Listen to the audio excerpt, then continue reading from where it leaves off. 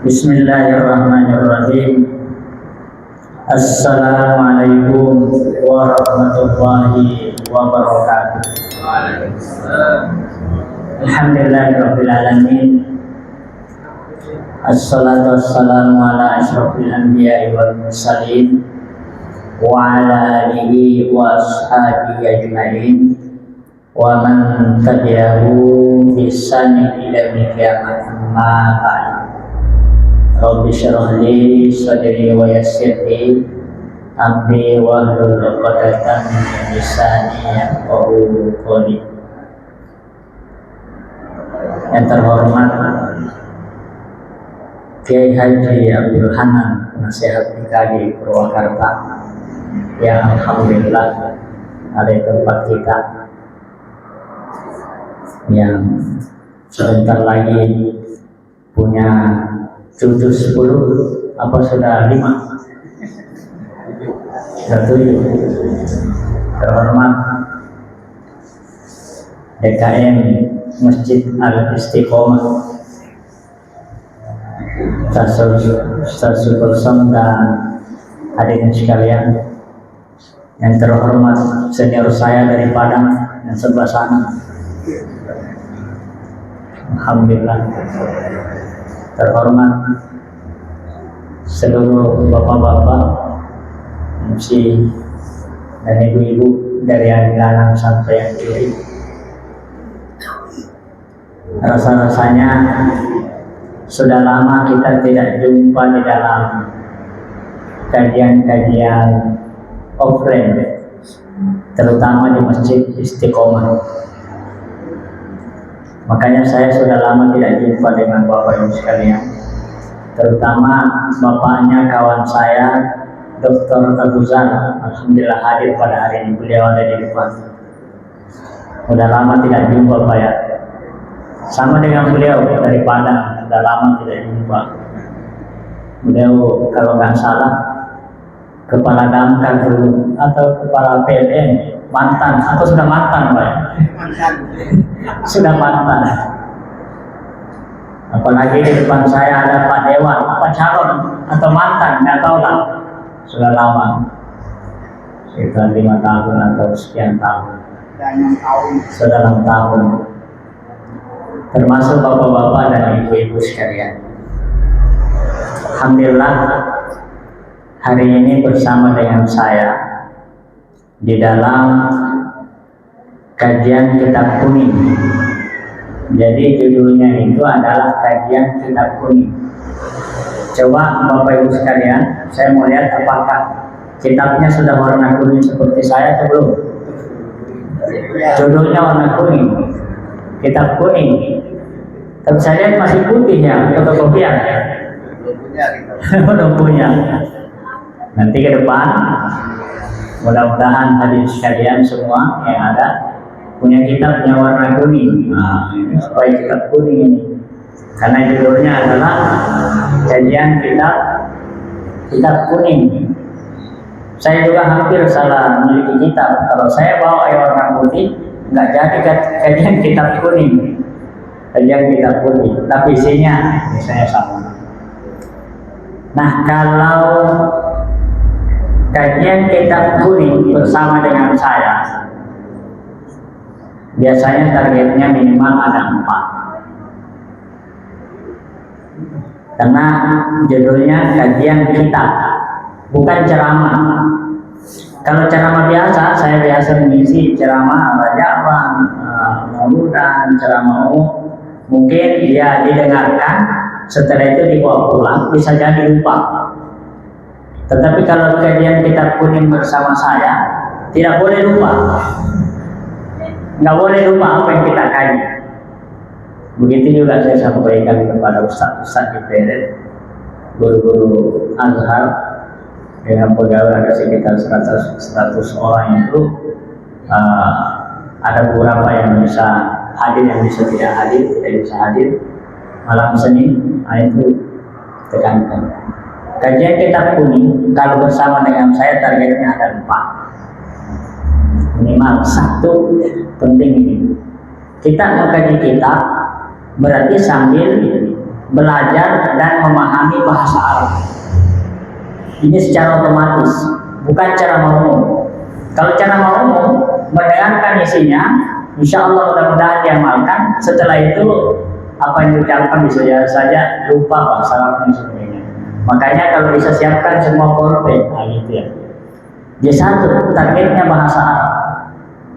Ya otomatis tahu juga apa yang dalam kitab ini bahasa Arabnya, sehingga 1 tahun kita kajian kitab, berarti Bapak Ibu sekalian sudah bisa juga menjadi pengkaji kitab menggantikan saya di depan. Ya begitu kan, sudah tahu bahasa Arabnya. Satu. Yang kedua, tentunya yang kedua adalah tahu isinya, apa yang kita kaji. Dan pengembangan isi, bukan hanya kalau isi maksudnya, tetapi ada pengembangannya. Sebentar insya Allah kita akan kaji pengembangannya sampai jam 12 lah kira-kira. Dan kita singkat 1 jam, karena saya dikasih waktu 1 jam. Berarti kalau kita mulai jam 7, maksimal jam 8. Tapi saya waktunya setengah 8 gitu ya, setengah jam lagi. Baru kita kaji bahasa Arabnya sudah habis. Kemudian yang ketiga, kita amalkan isinya. Kemudian yang keempat, karena kajian kitab kuning itu adalah sebenarnya pengkaderan ulama, targetnya adalah Bapak Ibu sekalian miliki bukunya, lalu beranikan untuk menyampaikan kepada orang lain dengan sama judulnya, sama dengan bahwa kajian kitab kuning. Kan sudah dikasih arti-artinya, kan begitu. Tinggal enjoy aja di depan, sampaikan, oh kajian kitab kuning. Pas ditanya, baru apa itu? Telepon dulu saya. Jadi targetnya 4. 1 adalah tahu bahasa Arabnya, apa yang kita kaji. Yang kedua adalah tahu ilmunya, isinya, maksudnya, dan pengembangannya. Yang ketiga adalah apa yang ketiga? Kita amalkan. Yang keempat adalah bisa menyampaikan apa yang kita kaji. Gitu. Walaupun 1 lembar, 2 lembar, 3 lembar yang kita kaji, maka kita bisa menyampaikan. Hadirin sekalian, kita mulai kajian kitab kuning. Saya dikasih sebuah kajian kitab tentang akhlak. Makanya pilihan kitabnya itu adalah Riyadhus Shalihin. Maka sedikit saya mengomentari apa itu akhlak, sedang mukadimah aja di sini. 1 menit, 2 menit, 3 menit. Mukadimah akhlak. Akhlak itu terbagi 2. Akhlak mahmudah, yang kedua adalah akhlak mazmumah. Akhlak mahmudah itu artinya adalah akhlak baik. Bahasa lainnya adab atau beradab. Akhlak mazmumah, akhlak buruk, sama dengan kita mengatakan artinya adalah akhlak buruk, tidak beradab, lawan dari beradab. Jadi kita mengkaji akhlak itu, ketika akhlak baik berarti artinya beradab. Apa lawan daripada beradab? Tidak beradab.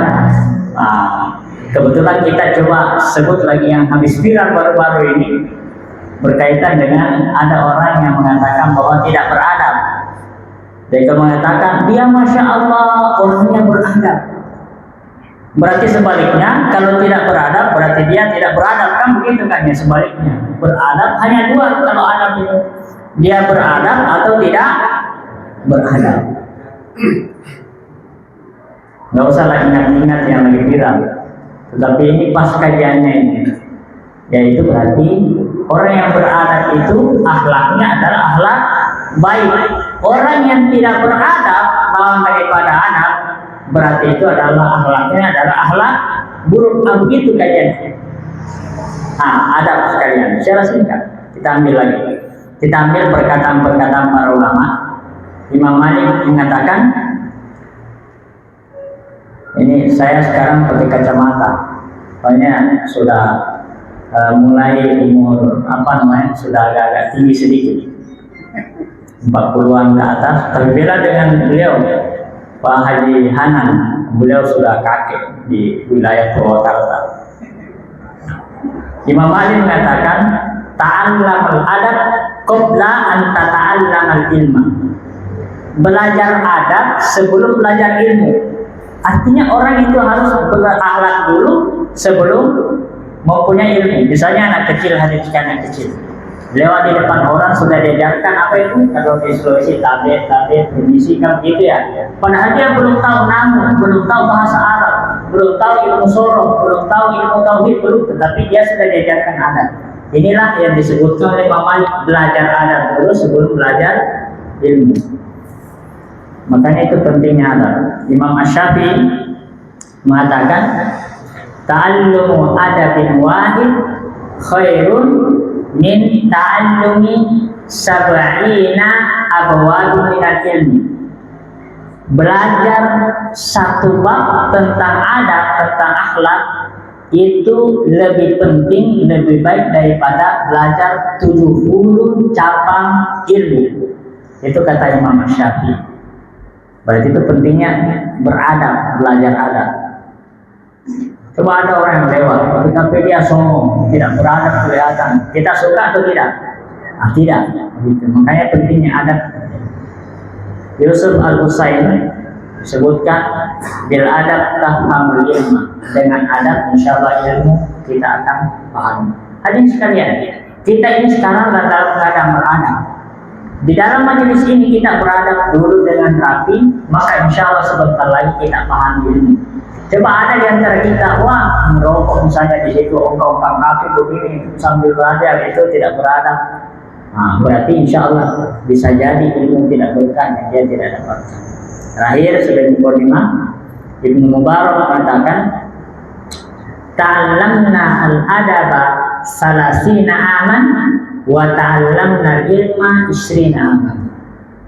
Kata Ibnu Mubarak bahwa kami ini belajar adab selama 30 tahun, sedangkan belajar ilmu itu adalah 20 tahun.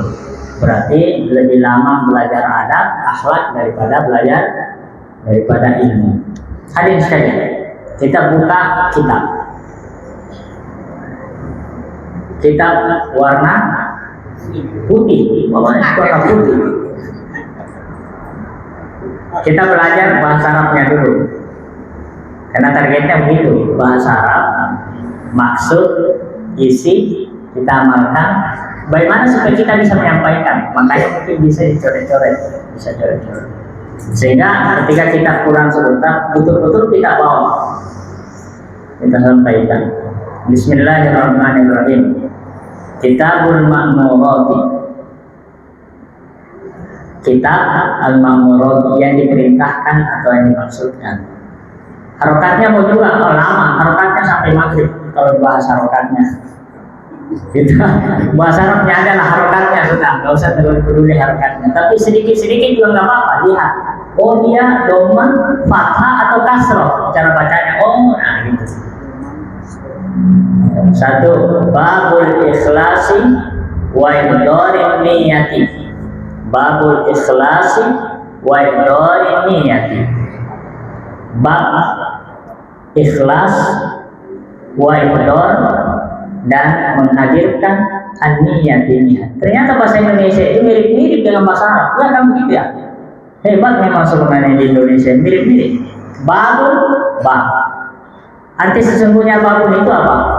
Bahasa Arabnya, bahasa Indonesianya pintu, kan begitu ya? Tapi jangan terjemahkan pintu ikhlas. Apa pintu ikhlas? Bab. Jadikan tersendiri bab ikhlas. Sama ini wa dan. Jadi semua wa itu hanya terjemahannya ada dua. Wa itu satu artinya dan atau artinya demi, dua aja tuh. Wallahi, apa artinya wallahi? Demi Allah. Wa ihdori berarti dan artinya di situ. Jadi ada dua hal saya. Bisa berarti dan, bisa berarti demi. Ihdori menghadirkan niat an-niat. Fi jami'il a'mali, fi di jami'i semua. Al-amal, amalan. Saran saya kalau sudah tahu artinya nggak usah lagi ditulis. Jadi yang tidak diketahui aja artinya baru ditulis di atasnya. Di atasnya tulis dulu. Saya seperti mengkaji kitab Sorogan. Wal aqwali, dan perkataan. Wal ahwali, keadaan atau perilaku. Al barizah, yang nampak, yang lahir. Wal khafiyah, yang batin atau yang tidak nampak. Kalau begitu kita terjemahkan babul ikhlasi wa idarin niyati, bab tentang ikhlas dan tentang menghadirkan niat fi jamil a'mali, di semua perbuatan wal aqwal, dan perkataan wal ahwal, dan perilaku baik lahir maupun batin. Nah, begitu cara menerjemahkannya. Walaupun nggak ada di situ maupun, tapi diterjemahkan maupun batin. Hadirin sekalian, berarti hari ini kita ini mengkondisikan diri kita untuk selalu ikhlas di semua perbuatan. Ikhlas datang ke sini, ikhlas untuk mencuci baju ibu-ibu, ya kan? Ya, selama ini ikhlas atau enggak nih? Mencuci baju sambil ngomel ikhlas deh. Nah, pokoknya ikhlas datang ke sini, ikhlas pokoknya mengurus bayi, ikhlas memasak. Ini yang kita bahas ini.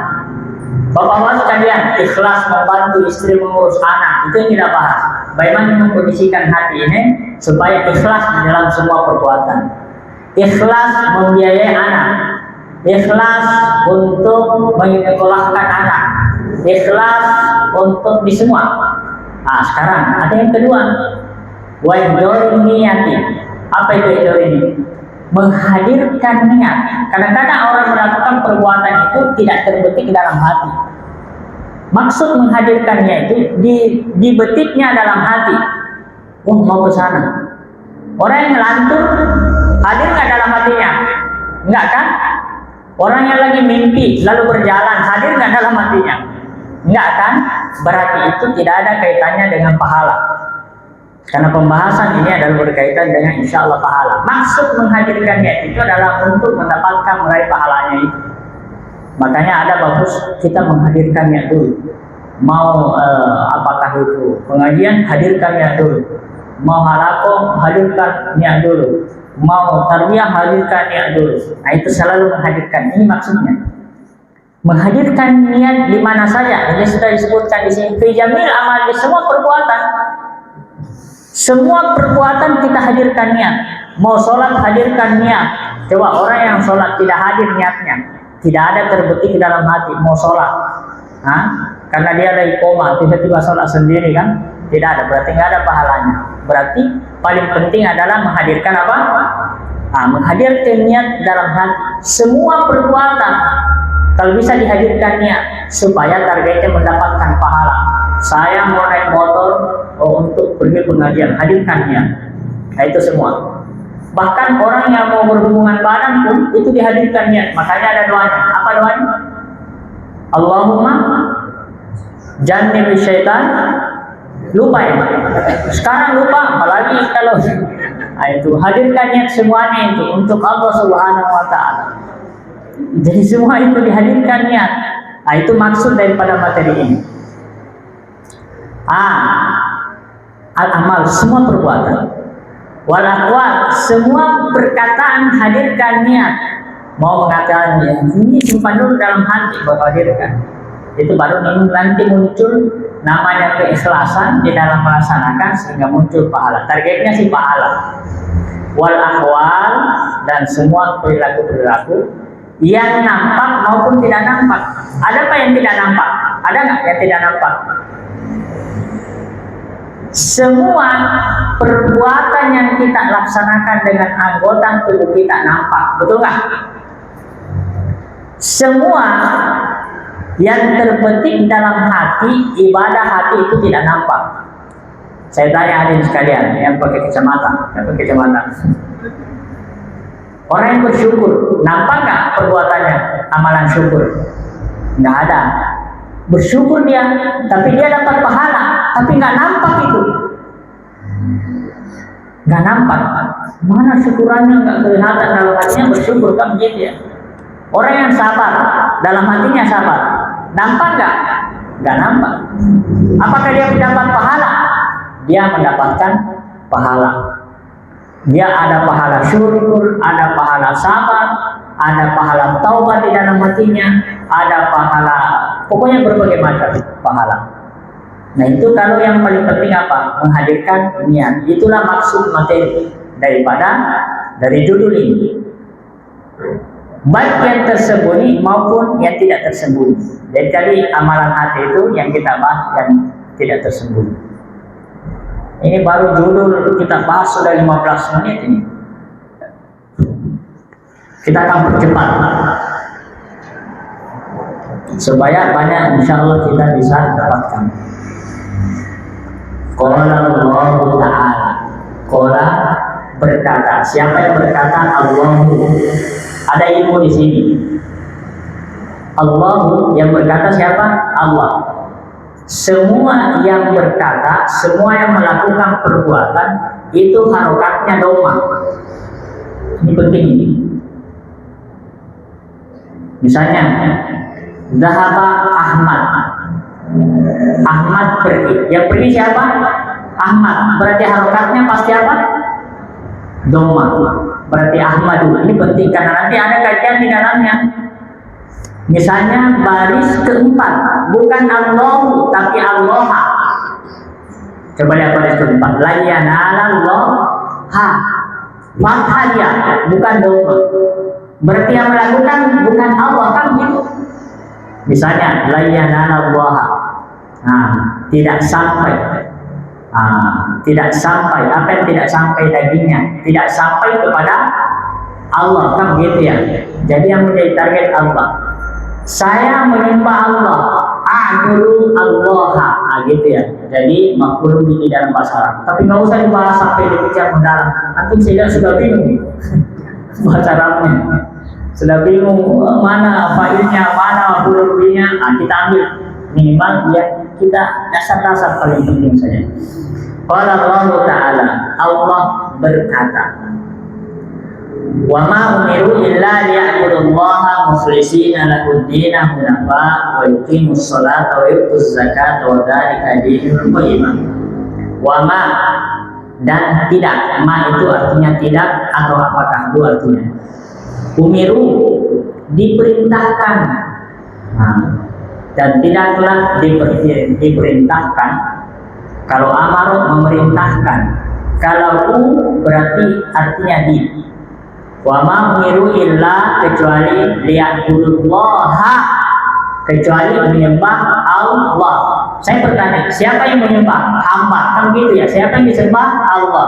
Kalau ada fathah berarti itu menjadi objek yang disembah. Nah, gitu.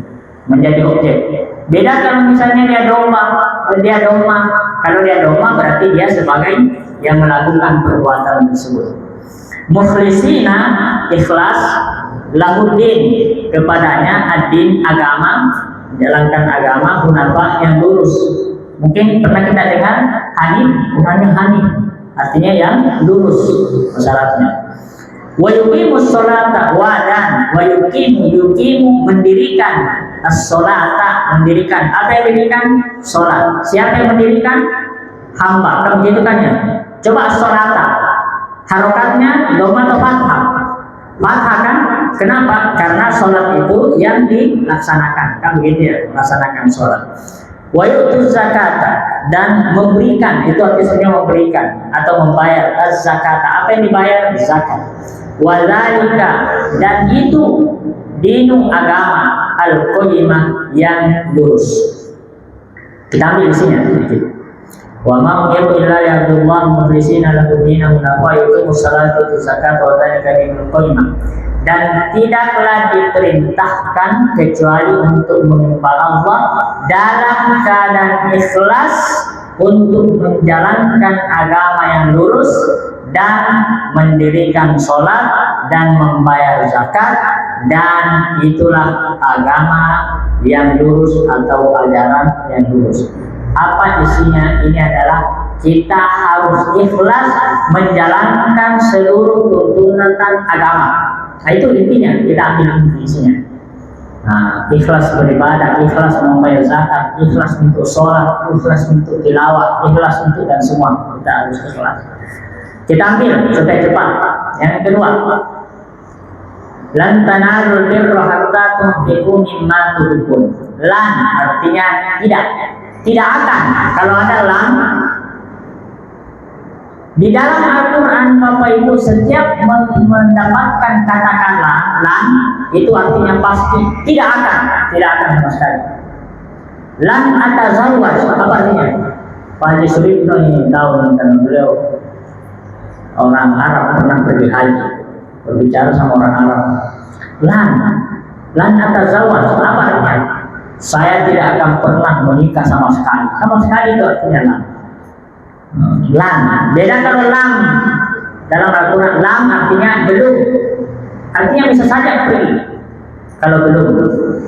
Tapi kalau lam, ini Al-Quran tidak akan sama sekali. Nah, itu artinya apa? Lan tanalul birra, tidak akan sama sekali mendapatkan kebaikan. Itu artinya hatta sampai tunfiqu mimma tuhibbun, sampai kalian menginfakkan mimma dari apa tuhibbun yang kalian sukai. Ternyata hadirin sekalian, berinfak itu adalah yang kita sukai. Jangan seperti biasa kita di rumah milih-milih. Oh, ini pakaian, wah pakaian sisa itu yang disedekahkan. Ambil dompet. Yang kita sukai uang yang 100.000 atau uang yang 2.000? Hah?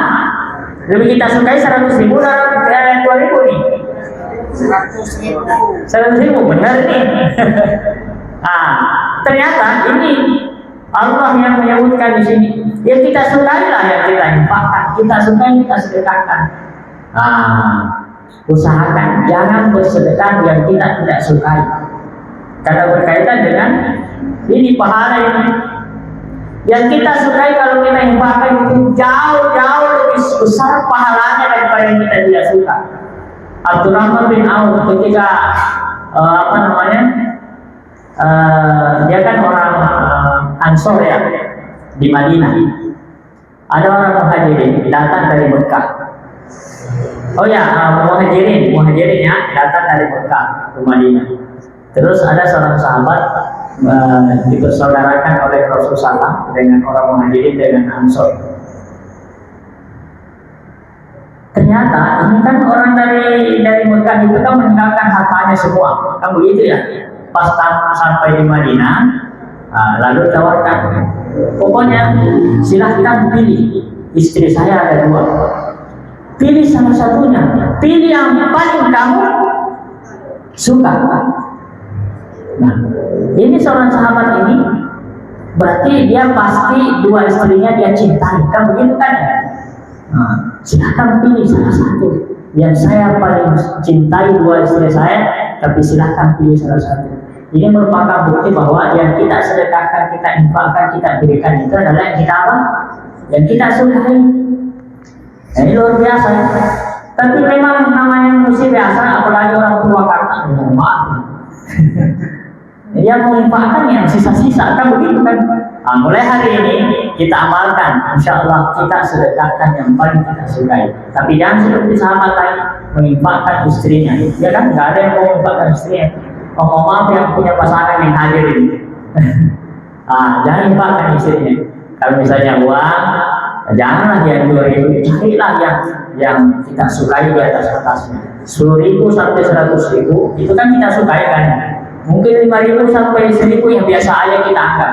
Ya ambillah yang 10.000, ambillah yang 50.000, ambillah yang 20.000, gitu. Kecuali yang parkiran mungkin ya, karena sudah biasa kan. Jadi parkiran dikasih berapa? Itu tuh sudah terbiasa memang. Sudah terbiasa. Kasihlah yang di atas, kan begitu kata dia. Karena bersedekah berinfak itu tidak harus kepada orang miskin. Orang kaya itu bersedekah juga bisa. Ya kira misalnya beliau kan Pak Haji Hanan kan beliau kaya nih. Aduh, kayak jauh saya bersedekah ke dia. Enggak, justru dapat pahala juga itu. Gitu ya. Nah, itu bersedekah. Ke siapapun namanya bersedekah. Tapi kalau zakat harus kepada orang miskin. Gitu.